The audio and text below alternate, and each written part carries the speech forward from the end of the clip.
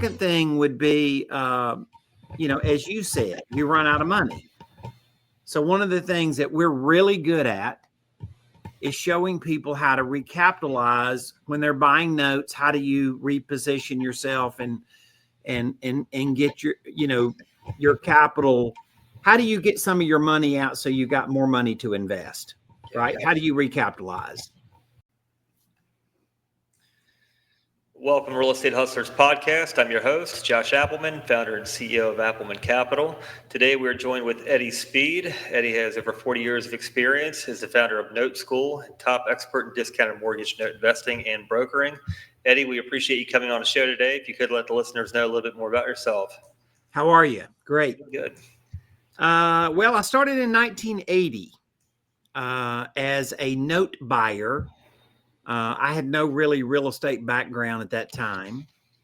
But my father-in-law, later to be my father-in-law, and another gentleman really were kind of my mentors, did that and kind of worked deeply under their direction for a couple of years. And then my wife and I married and we moved to Dallas-Fort Worth, where we've been in the note buying business ever since. That's fantastic. So for the listeners, let's what exactly is note investing? And I guess just treat us like an elementary school student.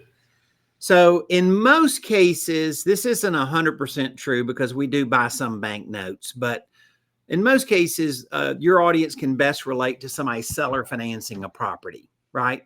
You have a property, maybe it's a rental, maybe it's just a house that you just bought and fixed up. Maybe it's a piece of land. You say, hey, I'm not only the seller, but I'm going to be the bank. I'm going to offer financing to the buyer.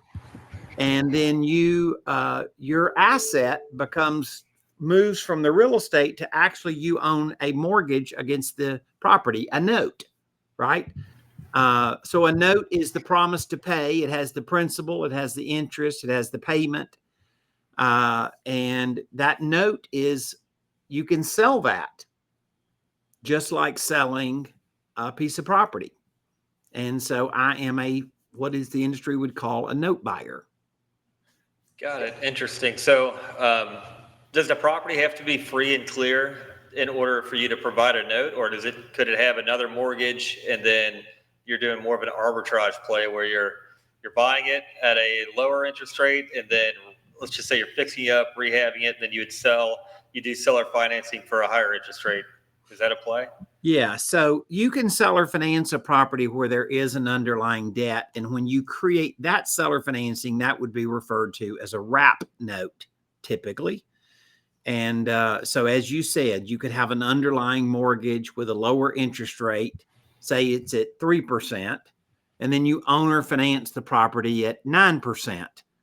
So then you're making a spread on part of the loan that actually isn't equity. It's just your underlying debt. So that's not on the note buying side. That would be more on the selling side where you're selling a note and creating owner financing.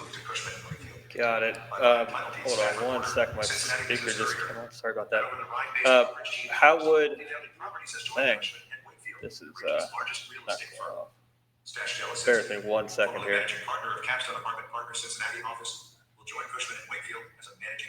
That's actually an news article. Sorry. Oh, well. Apologize about that, Eddie. Okay, so how does one get into note investing? How does one? Because in real estate, like we were discussing before we went live, there's a graduation. You go into real estate investing, and then you more or less graduate to be the bank.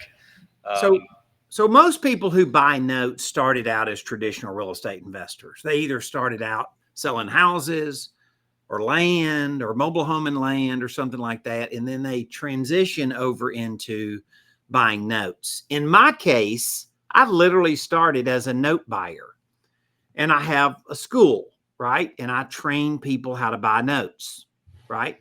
So most people start out with some form of real estate experiences before they get to me. There may not have been a full-time real estate investor, but they've owned rental properties or they've bought and sold other properties and stuff.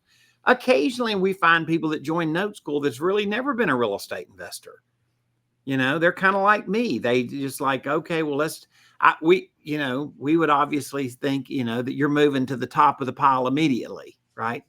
A lot of people now want to be note investors because they've had rentals and they're not doing so good with them. That's a reason. I guess, what are some debunks from the industry that one would say, like, do you need to be the bank with millions of dollars of cash behind you in order to produce notes? Like, what would be the play? Two things it's very interesting that we've been asked a lot. First of all, the theory that note investing is far more complicated than buying property, which I don't know why that would be true, right? Now, there may be people that buy property that don't know enough to actually be buying properties yet. But to go have the basics of safely investing in property, you'd need to know as much as you would to buy a note.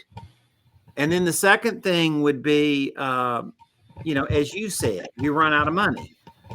So one of the things that we're really good at is showing people how to recapitalize when they're buying notes. How do you reposition yourself and get your capital? How do you get some of your money out so you got more money to invest, right? How do you recapitalize? Yeah, that's the main thing. Like with real estate, you're going to either sell the property or refinance, and hopefully you get some cash out to go and deploy on the next property. So yeah, I guess there's an arbitrage play to where you buy and sell notes, or you can roll them all up into a larger portfolio and sell them off, or give us some secrets of the industry here. All right. I'm going to use my pencil. This is my drawing pencil from my computer where I draw on the whiteboard all the time, right? But right now it represents a straight line, right? And that straight line represents 20 years, right? This is a timeline of 20 years worth of payments at, call it $1,000 a month. Okay. So we have $1,000 a month for 240 months, 20 years. Now, if you buy that note today, just say that you buy that note and you're going to pay $85,000 for it. Okay. That's going to give you $240,000 in payments, but you have to wait over 20 years to collect that. You're going to collect it incrementally over 20 years. Okay. But let's just say I come in and sell 12 years of payments. I bought 20. I'm going to sell the first 12 years worth of payments. We call this a partial. You sell that to a passive investor, somebody that had a rent house and doesn't have the tolerance to manage or, own rentals, right? Which is a lot of people, right? So they're going to get 144 payments for that. And mathematically, we show people how to run the calculation. Let's just say they're going to pay $82,000 for that note, right? So you invested 85, but you just got 82 back. So you only have $3,000 invested, and that $3,000 is going to throw off almost $100,000 in income on the backside of that note.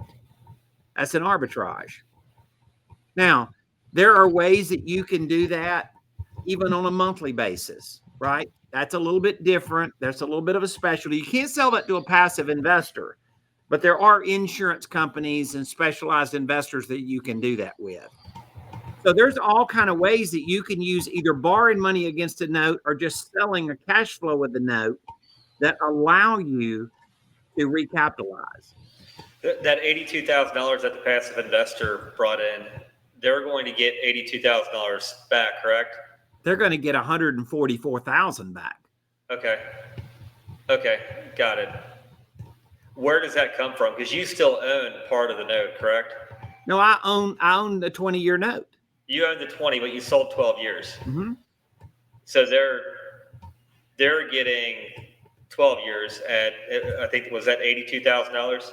Yeah, $82,000 investment, and they're going to get back 144. So say that's probably about a 7% return. Okay. Right. They got a piece of property. The property's, theoretically the property's worth $120,000. The note has every reason that you believe it's going to pay well. All of these good characteristics to this transaction, right? And from that transaction, then you're going to have, you're going to own the note. Here's what people like about owning a note. Here's what they don't like about rentals, and they don't like about syndications that they like about notes. You actually get a return of your investment, a return on your investment, interest, and you get a return of your investment. You get your principal back. You don't have to wait till the end to get your principal. You get your principal as the loan pays off. And so people look at it and say, like, I know what I'm really making because I can see it coming back in. You know, when real estate is great, you get the big lift in value and everything's wonderful. But when real estate's not great, sometimes people don't get what they thought they were going to get. And like what people like about notes is it produces a real estate note will have far better cash flow than a rental. Here's pretty simple math. Okay. Josh, you have $250,000 in cash. Okay. So what am I going to do with my $250,000 in cash? Well, I live in Dallas-Fort Worth. And by the way, it's kind of middle of the markets. It's not extreme either way, but I live in Dallas-Fort Worth, and I have a $250,000 rent house, and that's going to give me $1,600 in rent per month, gross rent. I'm going to take 50% of that, and it's going to go out the door in expenses, right? I'm going to net the other 50% in income. So I'm going to net half of the gross rent in net income. My $250,000 gives me $800 a month in income. We take $250,000 and the average income, our average of what kind of income, what kind of cash flow you're going to get for $250,000 is going to be about $2,800. You get $2,800 to own a note, and you get $800 to own a rental. It's pretty good math. Got it. And that doesn't, of course, you've got your renovation costs too, or eviction costs and everything else that can. Yeah. I mean, once again, the ease of owning a note. I can own 1,000 notes for the same aggravation level of owning 60 rentals. That's what I've had. Countless landlords that have had thousands of rentals have told me. Well, I think it's getting there though, because a rental you can of course purchase it, fix it up, refinance it, or sell it, put the cash, redeploy the cash. But it's more of like a fix and flip play up until you keep the stash the cash in the coffers and build it up until you can get to a point where you can offer seller financing or go out and buy notes. I guess what is the play if you don't have that kind of wherewithal? I've been in this business 44 years, so I've created my own notes on my own property, but I bought 50,000 notes. So I bought 50,000 notes because I bought somebody else's note. I didn't have to go do all that work. I just bought the result of what they created, which was a note, right? So there's combinations. We've seen more of a pattern in the last 18 months that people come into NoteSchool and sell their rentals with owner financing than we've ever seen in the history in the industry in the past. Now, there's a reason for that. We have figured out there's a pattern to it. What's the pattern? Well, rents went up by 20%, but expenses went up by 60%. So people's net income on rental is a far different number than it was. Right. So for those reasons, that what they don't love so much about their rentals is they don't get cash flow. What they love about notes is they get cash flow. We can argue about appreciation and tax, but all those things are true, but you're giving up a lot to get that. And as people dig into it, and there's no absolute answer for everybody. There's somebody in your audience that I would never, I don't know who they are, but there's somebody in your audience I'm not going to debate about all that, because they're just going to, they're entrenched in doing it the way they do it, and they're probably not going to change their mind, right? I've converted some very significant landlords that have long experience and deep number of assets they've had under management, and they've converted a lot of them seller financing because they say, I like the income and I like the lesser aggravation. So it just matters where somebody's at in their business, what their resources are, what their circumstances are. Somebody comes to me with cash, they can buy notes. Somebody comes to me with rental property and says, hey, can I convert these rentals to notes?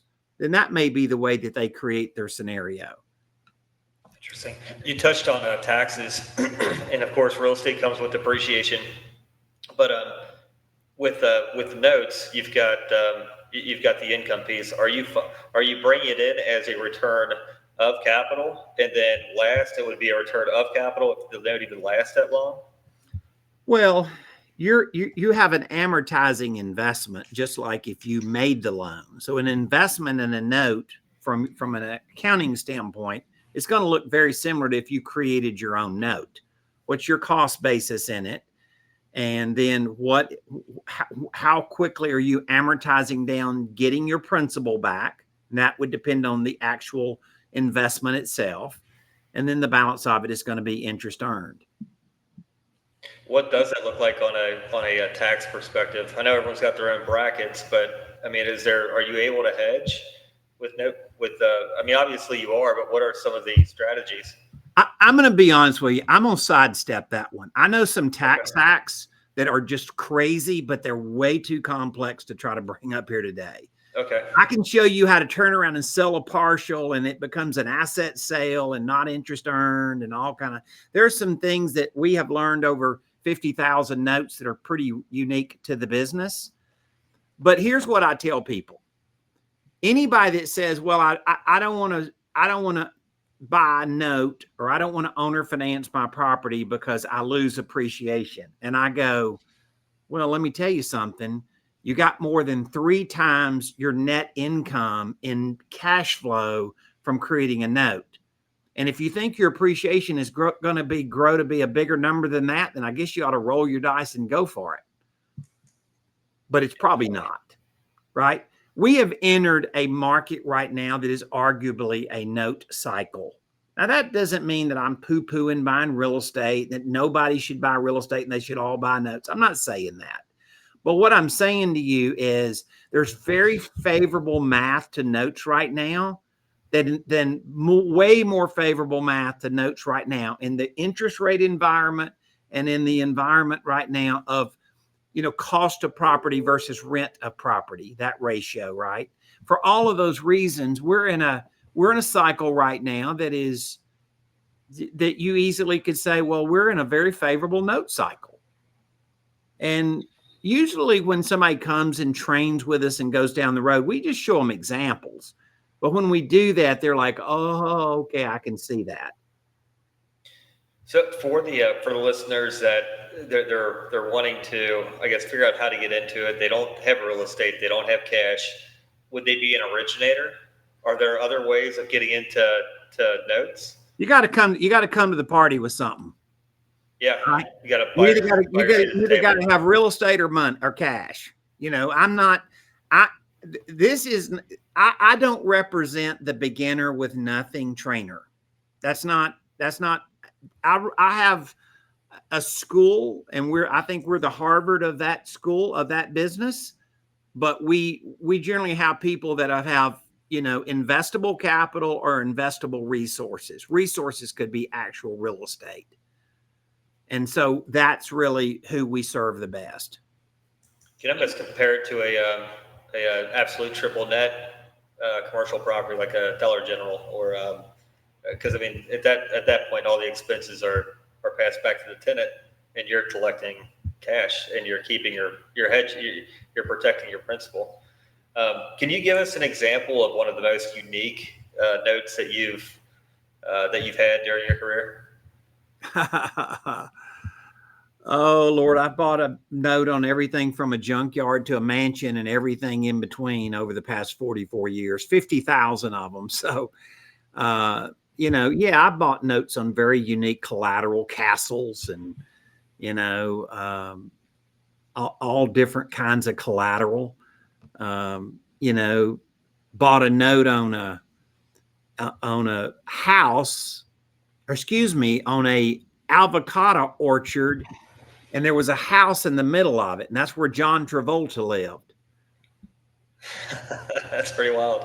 I ran into John Travolta at a real estate mastermind, Collective Genius. I was at that mastermind about 3 years ago, and he was in this same resort we were staying in. And I told all these guys in this mastermind, I said, I'm telling you, if he stops, I will bring up something that he will be very intrigued at and want to talk to me about it.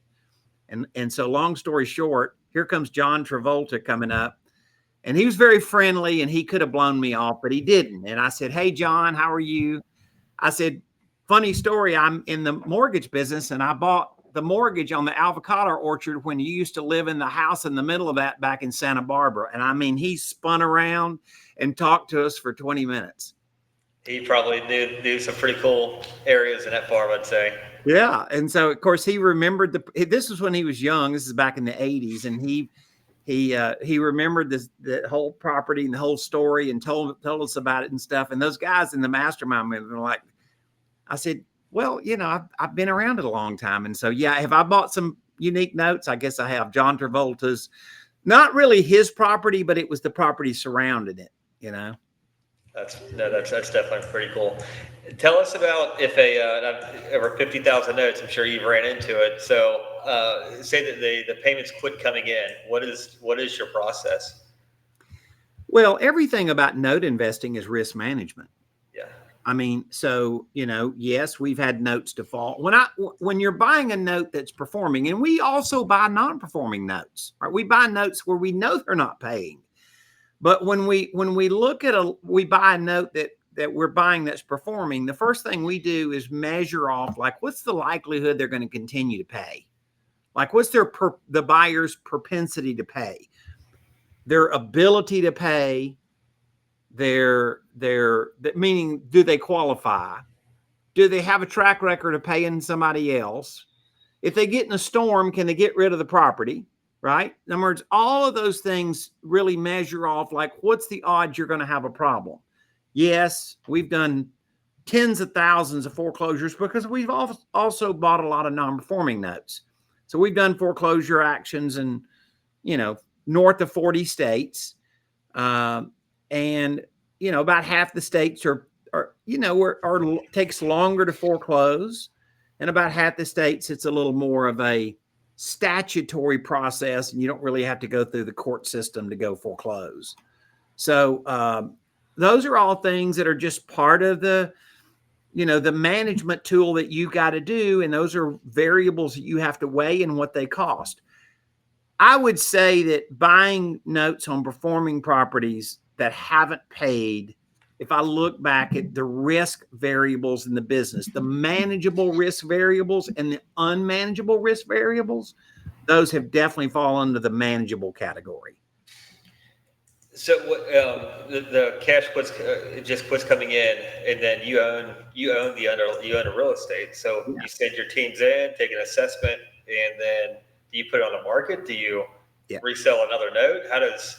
Well, I foreclose if I have to foreclose, and then we resell properties in our shop. We resell properties on a daily basis where we offer owner financing. Now we want to make sure the property's in good shape and that we have the right buyer. So we're not just like Wild West seller financing, right? We're trying to qualify a new buyer in a circumstance, but we're pretty good at it. We've helped a lot of people do that too, and we've had good luck with it. 44 years later, I'm still wanting to do it again.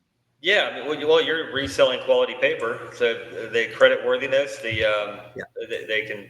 That way, you've got a good market you can feed to. And there's a market for everything, like you said. There's a whole distressed selling. I guess on distressed notes, you're looking at the asset more than the note. Yes. in anything, and forecasting the future. That's a whole other side of the industry. Yeah. And you have to have a different level of intelligence to play in that arena, which means there's barriers to entry. Yeah. Once again, when somebody comes into NoteSchool, we look immediately. We're trying to figure out which puzzle piece they should be holding, right? Somebody comes in and they're very sophisticated like you, and they've never done it, but they're going to be trainable because they understand real estate and they understand certain things that the average person wouldn't. So then they're really good at, like, okay, you could be very successful in buying non-performing notes, right? Somebody comes in and they're a high-end realtor, they're an engineer, they're a doctor, they're a dentist, they're a retiree, then they can own notes with a feeling very independent, right? They're not relying on somebody else to go do something so that their investment is successful. That's pretty good. Would you, I'm not asking, I guess, could you do a fund and the fund would buy notes, I guess? Yes. And then you would have your investors that like the industry, and because I can see this getting really boring, which isn't a bad thing, because ultimately if everything's going like it should, you don't have property management. You don't have tenants, toilets, trash, and all that good stuff to deal with. You've just got notes. Exciting investments sometimes aren't so fun. Right. Right, exactly. Boring investments sometimes are a really good thing, right? Yes, we've run a fund and we've helped people do funds. And so there's a whole kind of a litmus test that we can kind of lay over the top of somebody's model to see if they're really a fund makes sense. There's other ways to really do it, short of actually having to build a fund, that lets you use some leverage, though, in many different ways. Got it. There's a lot to it, but I mean, I guess once you cross over, you start learning different things, and everything starts to connect the dots. That can also help you on the other end of what note buyers are looking for. So you can, if you are staying in real estate, you can prep the real estate for your side too. Well, there's two ways you can drive a car. You can take driver's ed and start out with that car, or you can drive a NASCAR. But you don't have to start out driving a NASCAR, right? And so we try to help connect somebody with what is appropriate for what they want to start with. And we generally think that if somebody kind of comes through our system, and we're able to help people, right? We have a whole done for you on our sister company to find assets and help them do things. And so we pretty much think when somebody kind of comes through a class and does something with us and goes down that road with us, we can have them in an asset in the first 60 days in most cases. Got it. And I guess the size, really, it's what is your budget to go? How big of an asset are you looking for? How big of a note are you looking for? And there's a size for everyone with a different budget. So what you can afford and what you can mentally afford. Yeah. Meaning, level of risk. It's the deal that it ain't the deal you pass up that'll keep you up at night. Don't buy something that'll cause you to be uncomfortable. And so we're pretty good at that. We do a pretty dang good job of like putting people in assets that really suit them. And you could buy notes on discount if they're already non-performing. You would buy that note at a steep discount, correct, or no? Yeah. Interesting. Got it. Huh. Yeah. We teach non-performing. Really. We have when somebody comes to one of our classes, we have a whole section and do it. And then we show them, like, okay, what is kind of a beginner level non-performing note? What could it look like? And maybe we could help you with that with some done for you services. And then on the other hand, like we're just really into people, like what people want. Most people that show up at NoteSchool that have had some experience in other forms of real estate, what they scream is cash flow. Yeah, predictable, borderline guaranteed cash flow. That's what they scream, and we do pretty good with that. We do really good with that. Yeah, and if you can arbitrage off of that and get your cash back to redeploy, there really it's an infinite cycle. Yeah, could be close to it. Awesome. Awesome. Eddie, if somebody wants to reach out to you, learn more about NoteSchool or more about yourself, how can they get a hold of you? Well, we developed a little lane for your audience if we can. They're going to go to noteschool.com/hustler, right? I like it. And then what that's going to do is we're going to take them to like a 2-hour master class where we're going to actually get on the whiteboard and run a lot of numbers and lay it out so people can see it. We're going to answer a lot of questions. And then we have literally probably 8 different resources that we're going to leave behind: books, Excel spreadsheets, tools, flow maps, flow charts, things like that that are going to relate to how people say, like, okay, I see how I could do this. And so it's a pretty good little combination of things that we can do if people register, and they'll just go to noteschool.com/hustler. And we're going to get them signed up in a master class with some great deliverables. So when they go to this /hustler, the right now it says no results found, but what can they do? Can they, it says home, education, notes, just click on to get more information. It'll be live. It'll be live. Okay, cool.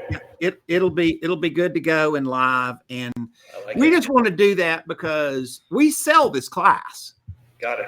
But we're giving it to your audience, and so that's why we want to be very specific in how we do it. So yeah. No, Eddie, I love it, man. I love it. That's and it's huge. It's good to know it's good to know every side of the industry that you're in. Real estate, it's good to know the back side, front side. I mean, it's all about if you're full vertically integrated. I mean, it's real estate's just it can take you anywhere. Definitely appreciate your time today, Eddie. Look forward to following you, and we will certainly be talking soon.